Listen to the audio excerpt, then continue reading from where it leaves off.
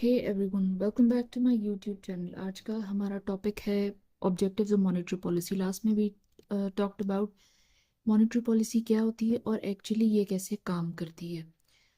Next अब हम बात करेंगे कि मॉनेटरी पॉलिसी के बेसिकली ऑब्जेक्टिव्स क्या होते हैं, या यू कुड से कि इकोनॉमी को किस किस तरीके से ये हेल्प आउट करती है। सबसे पहला ऑब्जेक्टिव होता है इन्फ्लेशन को कंट्रोल रखना या प्राइसेस को स्टेबल रखना। जब गुड्स और सर्विसेज की जो प्राइसेस होती हैं वो स्टेबल होती हैं, ना तेज़ी से ग्रो करती हैं, या यू कुछ से तेज़ी से इंक्रीज करती हैं, स्पाइक करती हैं, ना जो है तेज़ी से डिक्रीज करती हैं। तो जो स्टेबल प्राइसेस होती हैं वो आपकी लाइफ को बैलेंस लेके आती है, बिकॉज आपकी प्लानिंग को वो स्टेबलाइज करती है। प्रिडिक्टेबल हो जाती हैं चीज़ें आपके लिए, आप उस तरह से प्लानिंग कर सकते हैं। अगर प्लानिंग बेहतर होगी तो सेविंग और आपकी investment everything actually goes hand in hand, तो बेहतर तरीके से जो है आप चीज़ों को मैनेज कर सकोगे। सेकंड बेनिफिट होता है इकोनॉमिक ग्रोथ को इनकरेज करना।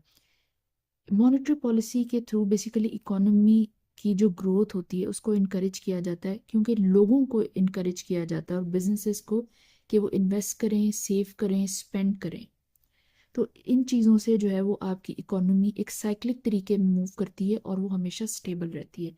जब बिजनेसेस ग्रो करते हैं तो उनसे जॉब्स क्रिएट होती हैं और इकोनॉमी जो है वो मज़ीद बेहतर होती है। इंडिविजुअल लाइफस्टाइल बेहतर होता है, स्पेंडिंग पावर लोगों की बेहतर होती है, तो ऑफ कोर्स इकोनॉमी को और ज़्यादा बूस्ट मिलता है। ऐसा नहीं होता है कि सारा का सारा पैसा कुछ हाथों में कंसंट्रेटेड रह जाए। नेक्स्ट होता है फुल एम्प्लॉयमेंट या फिर जॉब्स क्रिएट करना। स्ट्रॉन्ग इकोनॉमी का मतलब होता है ज़्यादा जॉब्स।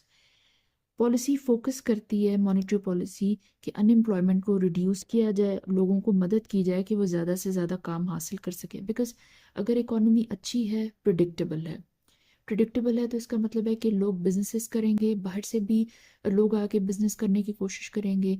तो इन सारी चीज़ों पे, चाहे छोटे स्केल के बिजनेस हो, मीडियम स्केल के हों, लार्ज स्केल के हों, जॉब्स क्रिएट करते हैं। जॉब्स क्रिएट करेंगे तो इंडिविजुअल लोगों को यानी पब्लिक को जॉब्स मिलेंगी, उनका लाइफस्टाइल बेहतर होगा, उनकी स्पेंडिंग पावर इंक्रीज करेगी, और ये सारा का सारा पैसा बेसिकली इकोनॉमी में ही सर्कुलेट करता है। Next is controlling the money flow. Money flow को control monetary policy money flow को कंट्रोल रखती है। इट एक्चुअली मेक्स श्योर कि बिल्कुल राइट अमाउंट ऑफ मनी ही इकोनॉमी में सर्कुलेट करे, ना बहुत ज़्यादा हो जिससे इन्फ्लेशन आ जाती है, समटाइम्स हाइपर इन्फ्लेशन आ जाती है, ना बहुत कम जिससे रिसेशन आ जाता है, चीज़ें मूव ही नहीं करती, आपकी इकोनॉमी मूव ही नहीं करती। नेक्स्ट इज करेंसी को स्टेबलाइज करना। किसी भी करेंसी को स्टेबलाइज रखना बहुत इंपॉर्टेंट होता है, बिकॉज आपने इंटरनेशनल ट्रेड्स करनी होती हैं, उसके लिए भी ये चीज़ ज़रूरी है। और आपने इम्पोर्टेड जो गुड्स होती हैं उनको इम्पोर्ट करना होता है अपनी कंट्री में यूज़ करने के लिए, पब्लिक के लिए, तो वो भी आपके लिए अफोर्डेबल रहनी चाहिए। अगर करेंसी आपकी बहुत डी वैल्यू या बहुत ज़्यादा ऊपर चली जाएगी वैल्यू में, तो इंटरनेशनल ट्रेड्स में बहुत ज़्यादा प्रॉब्लम आता है। बिकॉज बेसिकली क्या होता है कि आपकी करेंसी की वैल्यू जो इंक्रीज होती है, ऑल्दो इट्स गुड, लेकिन उसको इंक्रीज करने का भी अपना एक you could say systematic process होता है।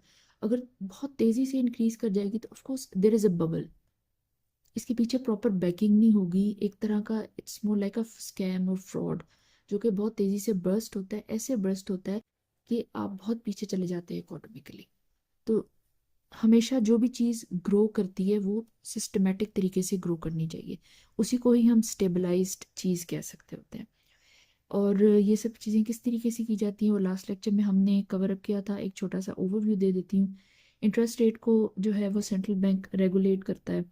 मनी सप्लाई कितनी सर्कुलेट करेगी मार्केट में, इकोनॉमी में, इसको देखा जाता है। रिजर्व रिक्वायरमेंट को कंट्रोल किया जाता है, मैनेज किया जाता है। इकोनॉमी जब स्लो होती है तो लोग जो है वो जॉब्स लूज करते हैं, बिजनेसेस को सफ़र करना पड़ता है। तो सेंट्रल बैंक एक्चुअली हेल्प करता है, बोरिंग को चीपर कर देता है लोगों के लिए। जब इकोनॉमी बहुत फास्ट चले जाती है तो प्राइसेस इतनी हाई हो जाती हैं कि अनअफोर्डेबल हो जाती हैं, इन्फ्लेशन बहुत बढ़ जाती है। तो सेंट्रल बैंक चीज़ों को थोड़ा पुल बैक करता है, स्लो डाउन करता है, बोरिंग को बहुत एक्सपेंसिव कर देता है। ये पूरा बेसिकली एक सिस्टमेटिक प्रोसीजर होता है जिसके थ्रू सेंट्रल बैंक काम करता है, मॉनेटरी पॉलिसी को यूज़ करता है एज ए टूल, ताकि इकोनॉमी को रेगुलेट किया जाए, ताकि आपकी करेंसी को नुकसान ना हो, आपकी बिजनेसेस को नुकसान ना हो, जनरल पब्लिक को नुकसान ना हो, इस तरह से एम्प्लॉयमेंट को इश्यूज ना हो। इस तरह से जो है सारी चीज़ों को रेगुलेट किया जाता है। Thank you.